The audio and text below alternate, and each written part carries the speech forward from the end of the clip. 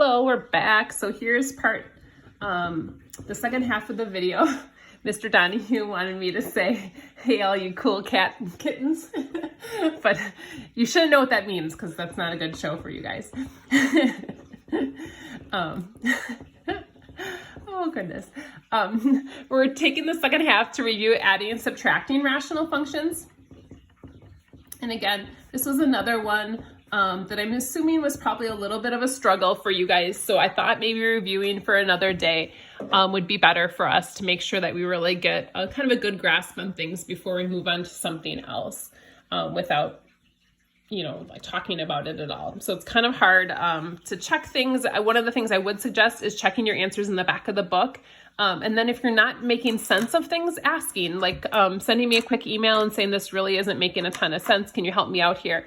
I'm glad to do that. I just don't know if you're struggling unless you tell me you are. So we're going to add and subtract rational functions. And I'll start with an example here in a second. This is where we want to remember that we need a common denominator.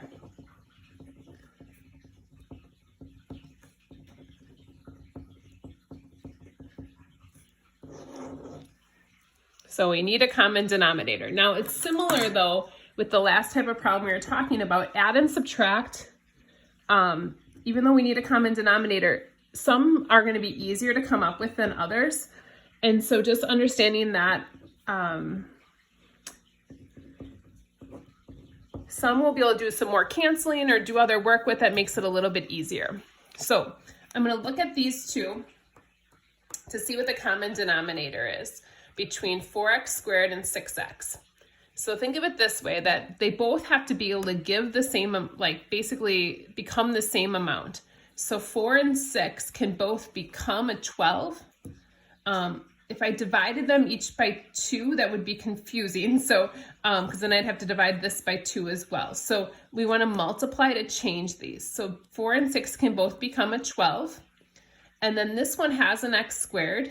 And this one has an x, so if this one could get another x, then they'd be the same. So what my common denominator is 12x to the second. And again, that's because 4 can become 12, 6 can become 12. The x can become x squared if I multiply. So this already has an x squared, so I'm going to multiply this one by 3. 3 times 4x will give me 12x squared.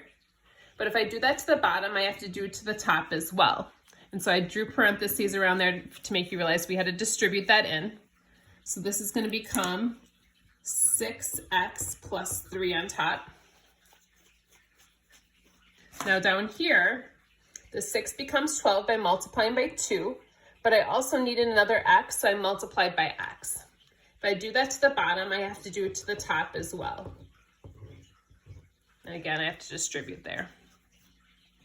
So 2x times x is going to be 2x squared. 2x times 3 is a 6x. And now I have to add these together. Now when we add and subtract, we just add across the top and add across or leave the bottoms the way they are. So I look and there's a 2x squared. 6x and 6x is being added, so that's going to be 12x.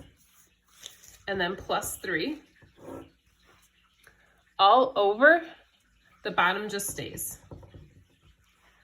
Now again, with simplifying, you can't automatically cross cancel. So I see this x squared and this x squared, and you're probably tempted to say, oh, I can just cross those two out, but you can't because of the plus sign here.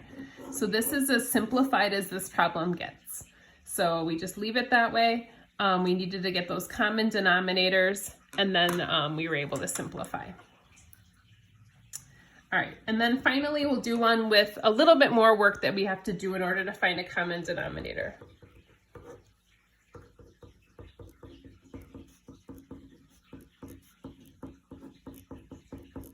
All right, so this problem, looking at this one, the bottoms don't look alike at all.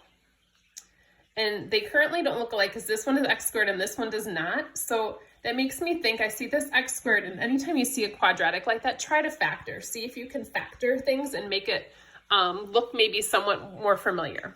So I'm going to factor the bottom.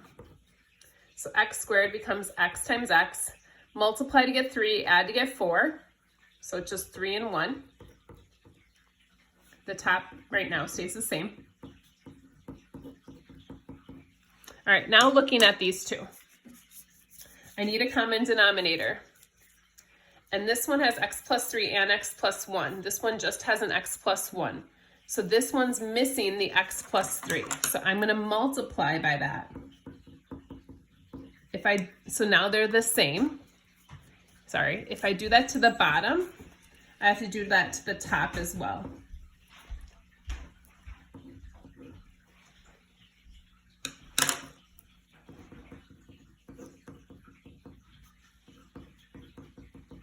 So that first fraction doesn't change at all.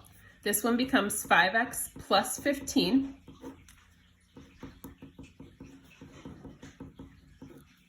And now I'm ready to add. And so again, I'm just going to add across the tops and leave the bottom. So x and 5x is going to be 6x. 2 and 15 is going to be 17. The bottom is just going to stay as it is. Now, if I could try and factor that at all to see if something would cancel, I would try, but nothing can come out of those two, so that's it. So for homework, I want you guys to practice this stuff again, and hopefully it'll get a little bit better or more manageable now this second time around. And again, feel free to send me an email, or we can always set up time to talk online if needed. So our homework that we're gonna do is out of the book. And I will take a picture of these pages. Page 587, we're gonna do 21 through 31 odds. So again, the answers are in the back of the book. I do suggest you check, but hopefully you can get some work to make that work. So like if you see this answer and, oh, that's the common denominator, and kind of work your way backwards, kind of use that to help you. I just wanna make sure you guys are understanding. So please, don't just do it to get the points. I want to make sure you guys are getting something out of this as well. So feel free to send me an email if needed. And let me know if you guys have any questions. Thanks so much. Take care.